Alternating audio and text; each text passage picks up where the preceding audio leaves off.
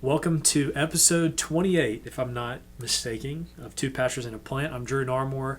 This is JD Shaw, and this is our plant. Not exactly sure what it is. I've kind of was talking before this. It would be nice to get a new plant in every episode, so maybe we might you see a different plant in the next one. But it's been a while. Kind of forgot how to do this. This is not the first take already. Got to working out some kinks.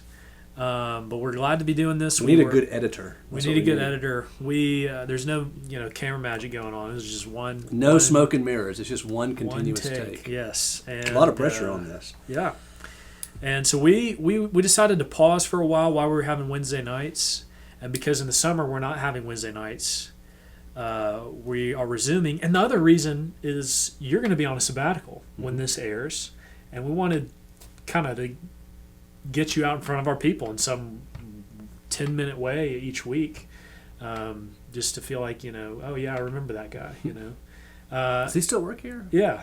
Oh, so the video's out. I guess he does. That's actually the first topic that we want to talk about this week.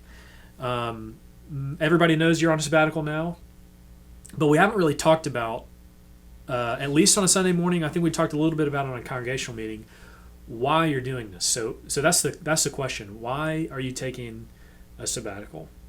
Well, the main answer is because I was offered one. Yeah, and that's true. I mean, this is, JD did not approach us about it. It was not in our constitution or anything like that. Really simple. I mean, I took a class. I forgot what class it was. Maybe it was ecclesiology class. Sabbaticals got brought up, and I asked you, when was your last sabbatical? You said you never had one, and we talked a lot about kind of the benefits of one and why people do it. So we talked to the elders, said it was a good thing to put in place. So yes, you were offered it, but beyond that, why would a sabbatical be something that we're putting in place now as a church? Well, we think it's a good idea for those who earn their living by ministering the word in particular. So that would mean the full-time pastors in the church, although I think we may offer it for some other people as well. But I think it's a good idea for pastors in the church to have some designated time that's not vacation in order to do two things, I would say. Number one, some extended time, several weeks in a row, where they are absolved of their teaching responsibilities to read deeply and widely about a particular subject and just learn something that in the press of every Sunday's coming and counseling and meetings and Bible studies, you just don't have time to do in the normal season of the year. So that's one reason. I hope to this summer spend some time just thinking through and learning how other churches structure their elders, and bring some leadership back, some suggestions back to our elder team in the fall about how we can structure ourselves differently to oversee the ministries of the church better and to shepherd the church better. Could I do that without a sabbatical? Probably, but there's just no way I'd read as deeply and be able to talk to as many other people as I hope to be able to do this summer, because I won't have any other responsibilities. So that's one thing. And let me also say this: churches don't have to offer pastors sabbatical. This is not in the Bible. This is my third church to serve in. It was never a conversation in my first two churches. And that's fine. That's not inappropriate. But the elders here and the congregation has agreed.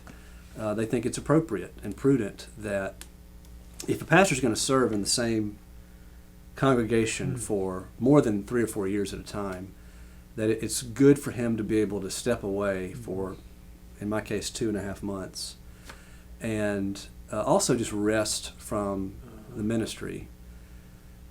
Now that to me begs the question. I used to be an attorney. Attorneys don't get sabbaticals. Right. Professors at Ole Miss do get sabbaticals, but no other profession really gets a sabbatical.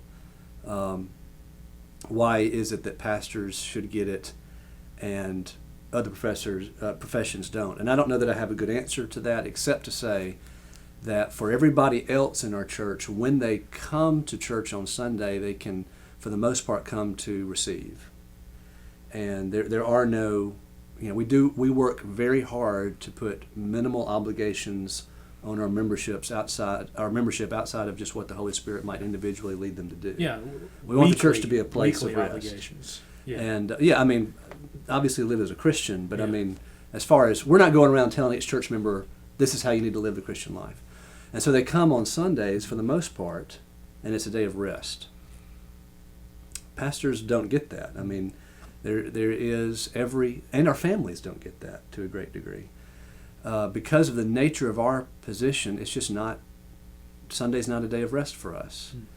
And that's fine, that's what we sign up for, but I do think it's prudent, therefore, to give pastors, even though other professions don't get it, an opportunity to take a couple of months off every 7 years and get some of that rest for themselves. Though, frankly, it's not like I'm looking forward to Sundays and going and visiting other churches. Because I'd rather be here. I mean, these are my people. This is who I love. I'd rather listen to Drew preach than anybody else preach. I'd rather sing with Jared leading. Jared's behind the camera. That's why I'm pointing there. I'd rather sing with Jared leading than anywhere else.